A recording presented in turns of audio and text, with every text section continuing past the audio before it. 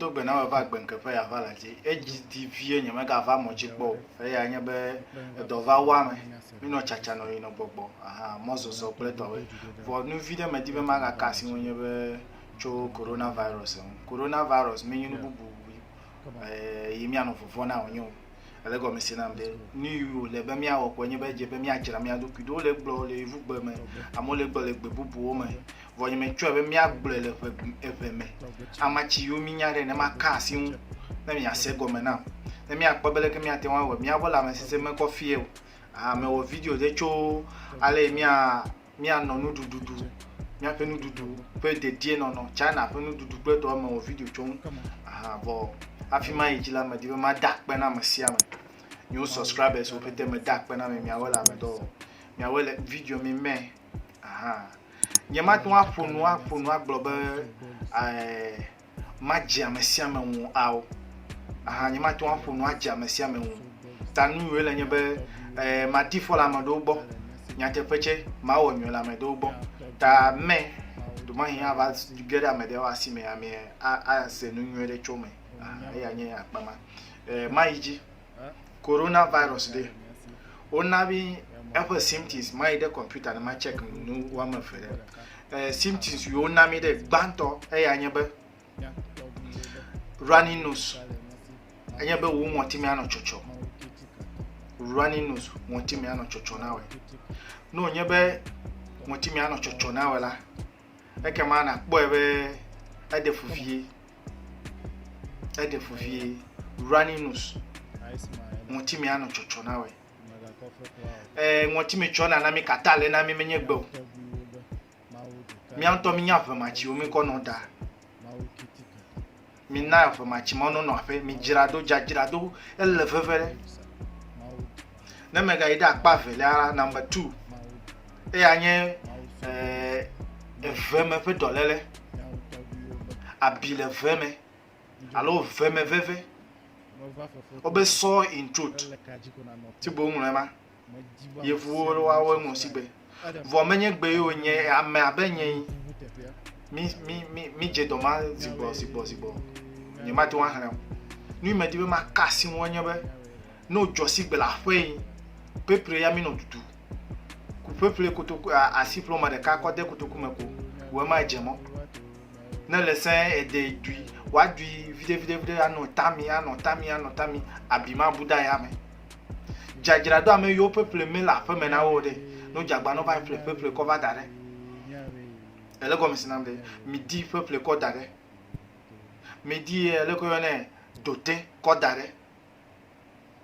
bacteria de ya nyenu ta maida pa enelia obe cough epe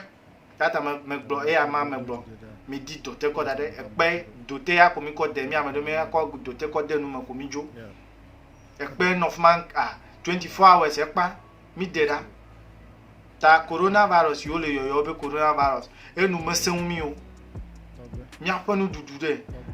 amachi o yen vona chova le virus peto do won to wa si me nu ya ano nu bubu odu no fanta pe nu ano nu dudu hojo ya wa ojebe na ano dudu fifie mega dunu fafa o ekpe rare ke ma dole le ma nu ayi ekpe ne ekpe le mi kata mi twa be kata ko elewe ma symptoms o pete de ko la be kata ma ide number 5 obe fever ma me fever gbalo yi nana fu me ve ame chafe wa no ve e anye no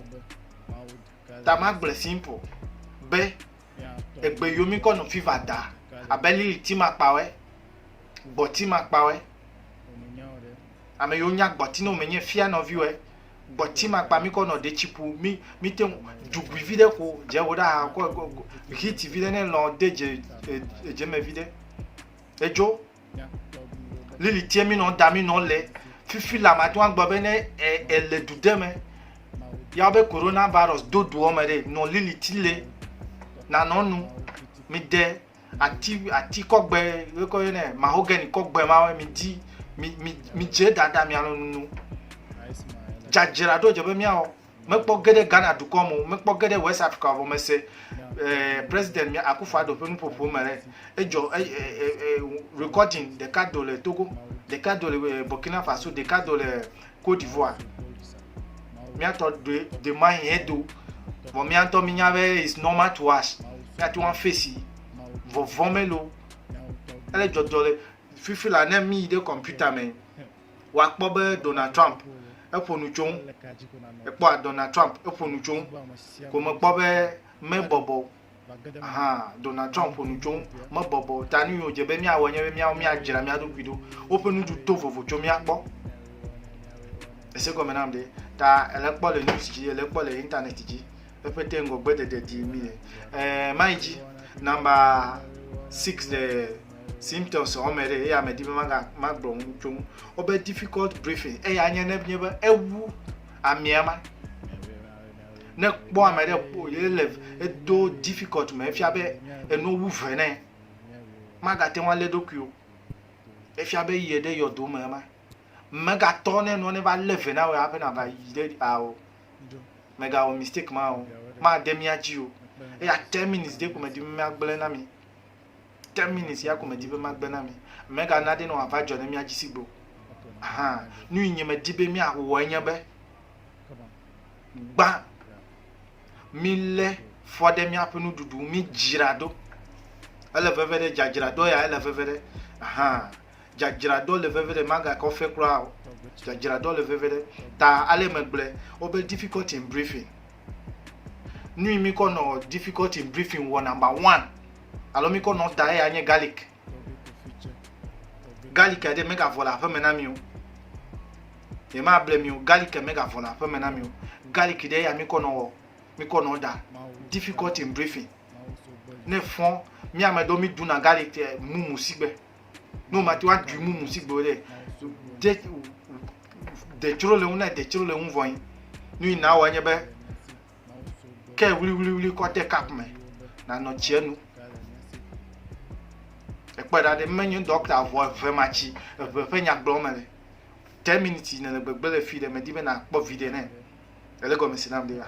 akpa mama ta magede akpa bubu le pode mu Donald Trump news glomele ne po America fifila la obe live update US declares national emergency as coronavirus spread eno ma te wan le o ayame eto na ayame menye airborne yo vo eto na ayame ele nu fukpla me de epada de le nu fukpla me de epa te fe bubu o le jojonyo epa coronavirus amesiam la fa do le won amesiam la fa do le won mi ame bo mere ya penya glomere mi ga to ni wa va leve na mi afi na mi ava won do aw ma dem ya ji o ne kpo news o le yan okay my dey mi apo vaccination side vaccination de keme kpo do fifula vaccination de keme kpo do fifula ta ne amede china obe vaccination le wa do na we ma china obe scientific tobe azo ape yole confirmation wo ya ta ola mo anye na ole no le China wo ekperare menye ga emele China so to si o menye ga mele o si o menye be de wa on to mati wa machi o wa tin wa we vo pa menen Italy to no jole China va yo vo po nu jole Italy da ta pa ma ni ma ta pa subo ma ide prevention gba ne le bo le computer jilan mabe prevention gba ni o je be mi awanye be clean your hands asi kokro jeji gba chane me ga va class de le ko na me ga class de le ko na agbamu aw pipe alona me de ne kuchide cap me ne wa kla ne na class e che ne fugbe ne wajo e fia be ne klo die daima e anye number 1 number 2 nu efeli ai ma gbo anye be obe ano asina ano gbedo na me mianchu mi na asimi ano anyhow e agbo mele me ga na mi ano asina mi ano o mi didi da nu popo ano popo we ano spada we ne nya sebe no gede do mmako no vinye me ga kofe o me ga na ne wa vale prevention is better than cure ta je be mi a prevent mega now solimende de vivi fo ma me de da Thursday prayer meeting, look at prayer meeting, a convention mi deda. Too much gathering. Suku vio klachen. Ne nku bien o nyabe elle serious le doame. Suku ne pa. Suku le pa le dububo. Ame yo si gam le. O me le te un le o ke ma mi ame yo gam le mi asi o de le ke mi awe. Ko jina ne le mi asi. Ide 37 gbe to ma na pada. No vi wo lono me mi akpo le. E ama gbo me le na we. Okay. My idea number 3. Number 3, obe stay home if you are sick. No nyebe ne le dolela no afeme. Le dole ko no afeme no vinye. Ne le dole ko no afeme. Mega kofo. Mi ide obe cover your nose